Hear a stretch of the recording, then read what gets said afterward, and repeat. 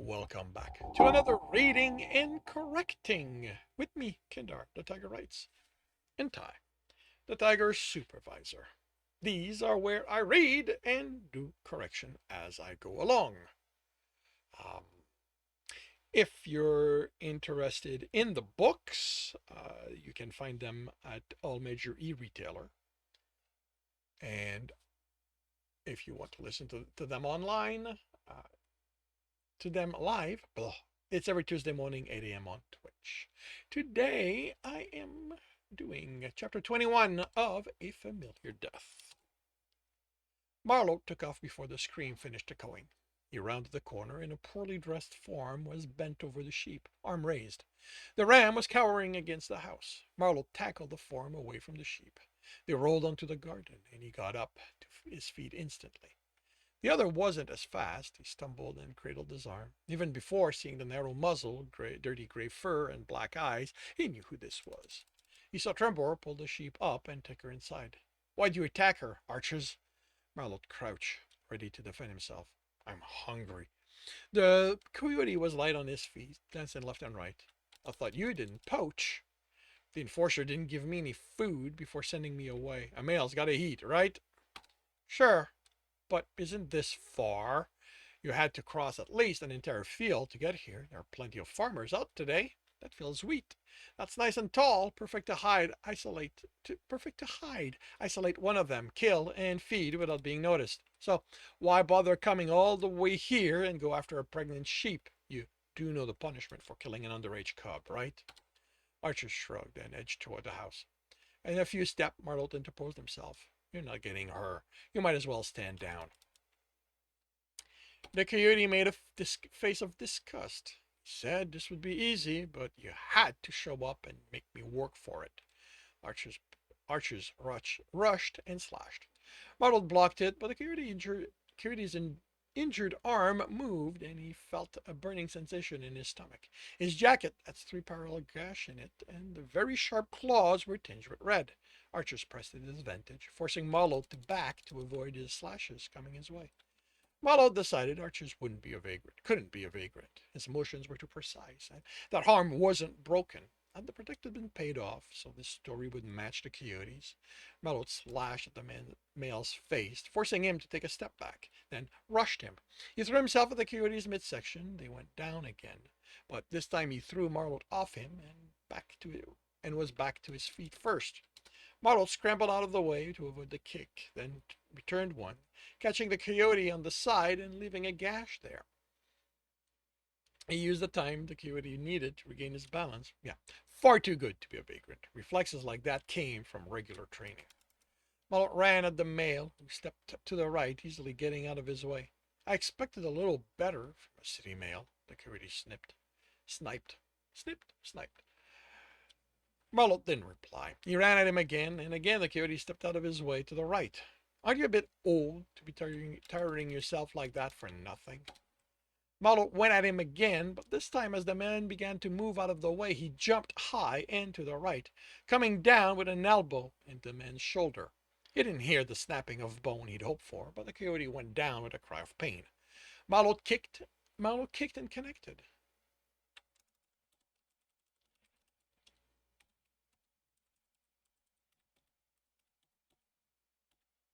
Marlot's kick connected. His second kick was caught, and the coyote pulled him off his feet. Tricky wolf, the coyote panted as Marlot rolled to his back. Marlot gave him time to get up, and was pleased to see the coyote's right arm limp at his side, and the bloody gash on the left leg. A moment later, he berated himself. He should have attacked. This wasn't some prey he could wear down. This opponent would kill him if he had a chance. The coyote came at him with quick slashes, so fast Marlot couldn't avoid all of them. He felt the claws rake at his chest. He hissed and punched, but missed. The male still had to back out of his reach. You know, the coyote said, a smile on his face. It's been a long time since someone's given me a good fight. I'll be happy to let you go if you let me do my job. I'm not letting you kill a cub. So to yourself, killing you is going to be a shame. It isn't going to raise my rating. The coyote calmly walked toward Marlot, flexing his uncast hand. Marlot hated seeing such confidence in an opponent, and he took the initiative. He swung, then kicked, but a male dodged. Marlot felt pain in his shoulder, claws digging in. The coyote moved in, turning his hand. Marlot stifled the cry of pain, but his leg almost gave out. You know, the male said, after I'm done with you, I think I'm going to kill that lion of yours. I'm not in the habit of adding unpaid kills to my tally, but from what I hear in town, I'm sure someone here will be willing to pay me when I bring them both your bodies. Marlot's head snapped up and he glared at the coyote. No one hurts my mate, he growled. He pushed through the pain and moved his arm up and around the male's shoulder, holding him in place. With his other one, he punched in the stomach repeatedly. The coyote tried to pull away, grunting with each blow, but Marlot tightened his arm and moved in step with him, constantly hitting him. At some point, the male staggered. Marlot tried to hold him up, but he had to let go before being pulled down. The coyote's stomach was open and his guts were pouring out. Marlot didn't know when he'd opened his hand and began striking with claws instead of fists. His arm was covered in the coyote's blood to his elbow. The front of his jacket, shirt, and pants were also wet. The coyote looked at him, fear in those eyes that had been so confident not long ago. Before he could stop himself, Marlot brought a foot down on the male's neck. He didn't hear the bone snapping, so he did it again. On the third try,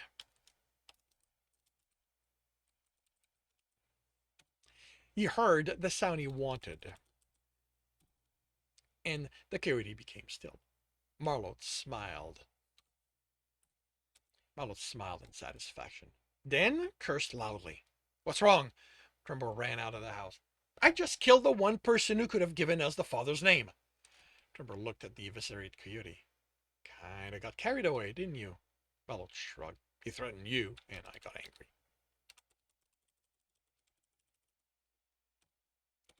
The lion tilted his head, then smiled.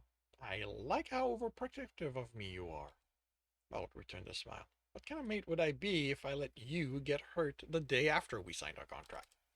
Before Trembor replied, someone threw up. Marlot turned and to watch Orion on all four, greenish vomit still dripping from his mouth. Marlot had to force his stomach to remain still at the sight while he stepped next to him. Are you okay?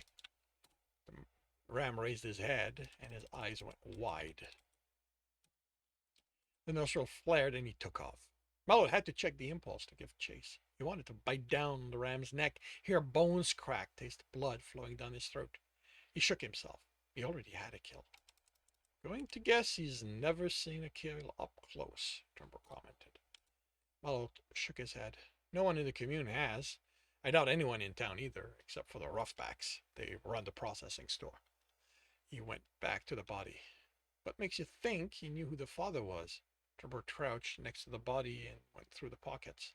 He wasn't a vagrant. He was too good of a fighter for that, and he came here, of all places, for a meal. Only one person has a reason to want her dead. My guess is he hired a coyote to kill her. Trembor looked at the dead coyote. So that's a hired killer? Gotta be. He isn't local. Who else would the father get? His lion pulled a wallet out of the pants back pocket, and handed it to Marlot. He pulled the ID and looked at it. Worried about how expensive he is? Trembor asked. A little. I know the father is on the council, so he had money. He would pay for a top-rated killer. But would he? The sheep isn't worth anything. Would he want to pay top money to have her killed? Marlot thought about what Archers had said. Probably not. He was worried about my kill not raising his rating. Killers who have been at this for a while don't have to worry about it anymore.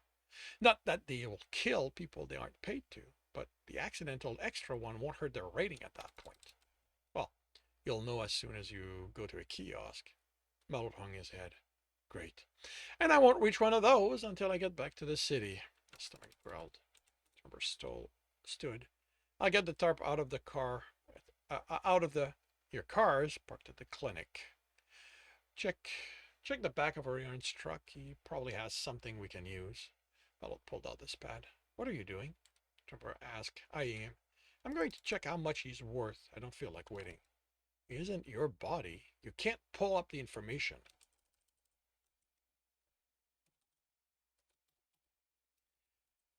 Marlot looked up at his lion and smiled. I'm not supposed to be able to. Marl, that's illegal. You can lose your license over it. Don't worry, they won't know. Marl. Tram, I'm hungry. I just want to make sure I can afford him before we eat him.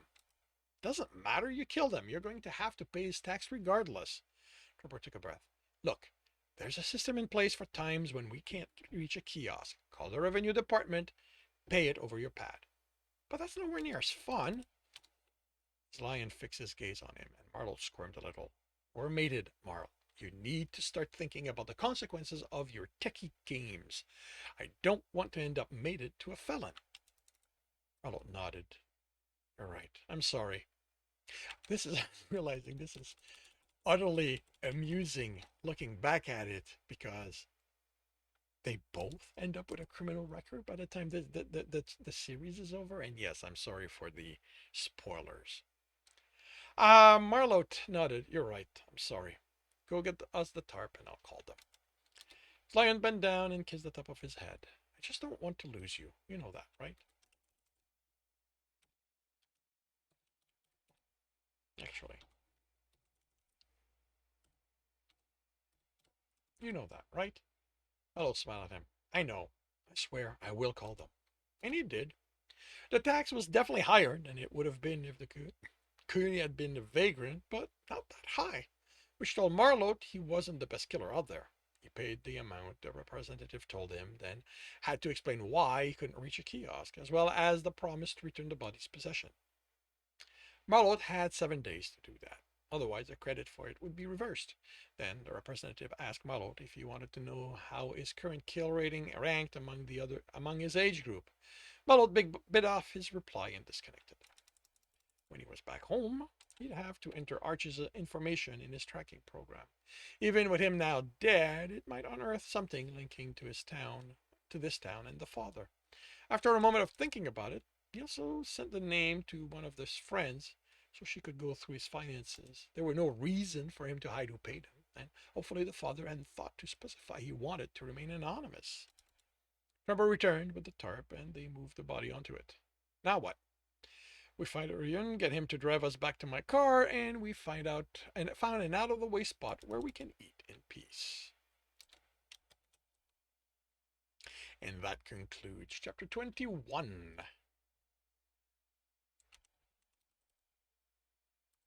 Sorry, just noticed. And that concludes chapter 21. If you are enjoying this, please leave a like. If you want to know when the next chapter is going to be up, subscribe and hit the bell. If you want to read the story as well as the others in the series, the books are available at all major e-retailer. If you want to support me in a different way, that's on my Patreon, where you can also get access to just about everything I've written. If you want to listen to these live, it's every Tuesday morning, 8 a.m. Eastern Time on Twitch. The links are in the notes, and with that, I shall wish you a good day.